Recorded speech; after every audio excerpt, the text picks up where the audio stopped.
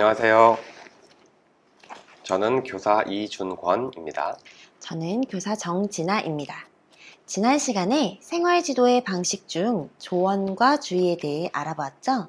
이번 시간에는 생활지도의 방식 중 상담에 대해 알아보겠습니다. 네, 상담은 현재 학교에서도 활발하게 이루어지고 있죠.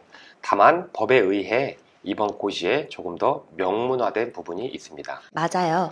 해설서를 살펴보니 상담은 학생의 학습 및 학교 생활에 적응을 돕기 위해 학교의 장과 교원, 학생 또는 보호자가 함께 문제를 해결해 나가는 소통의 과정을 의미한다고 되어 있더라고요. 네, 맞습니다. 하지만 학생생활 지도 고시에 안내된 것처럼 진로 체험의 날, 진학 설명회 등 학교 계획에 따라 진행되는 상담은 별도 내부 계획에 따라 달라질 수 있습니다. 그렇군요. 그럼 상담에 대해 조금 더 자세히 알아봐야겠네요. 보통 상담은 학생이나 보호자가 요청하는 경우도 있고 교원이 먼저 요청하는 경우도 있잖아요. 그렇죠. 상담은 학생의 문제 예방, 발달과 성장, 문제 해결을 목표로 하기에 학교장, 교원, 학생, 보호자 누구든 요청할 수 있습니다. 단 수업 시간 외의 시간을 활용한 상담을 원칙으로 합니다. 진로 전담 교사, 전문 상담 교사에 의한 상담도 반드시 수업 시간에만 이루어져야 하나요?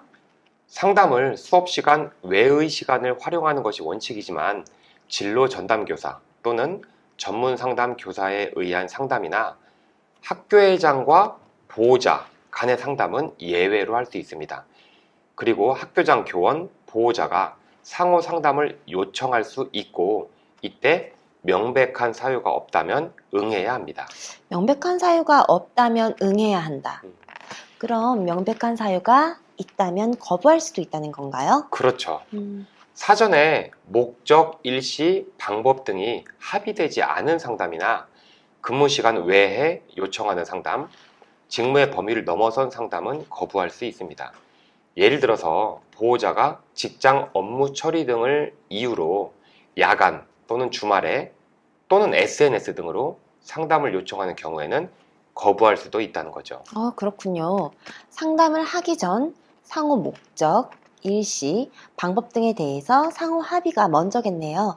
또 학생과 학부모님들에게도 수업 시간이나 퇴근 시간 이후에는 상담이 진행되지 않는다는 것도 사전에 안내해야겠습니다.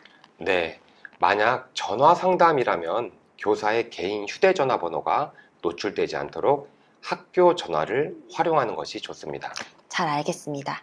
그런데 조금 전에 직무 범위를 넘어선 상담은 거부할 수 있다고 하셨잖아요. 네, 직무 범위를 넘어선 상담은 무엇일까요? 일반적인 교원의 직무 범위는 본인이 맡은 학생의 수업 또는 학생 생활지도와 관련된 그런 영역들이겠죠. 예를 들어 전혀 관련이 없는 학생에 대한 상담, 담당하지 않는 행정 업무와 관련된 상담 요구는 거부할 수 있다는 뜻입니다. 네, 가끔 주변의 이야기를 들어보면 상담 중 학생이나 보호자가 폭언을 하는 경우도 있다고 하던데 이런 때에는 어떻게 해야 하나요?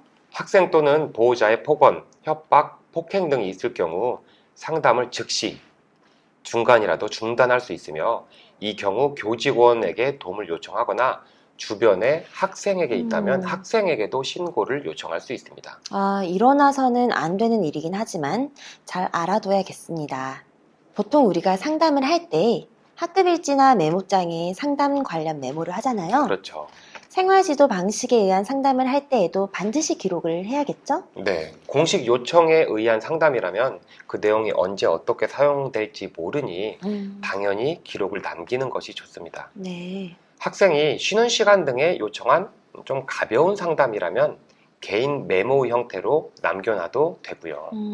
그런데 상담을 할 때 녹음이나 녹화를 하려는 경우에는 어떻게 해야 하나요?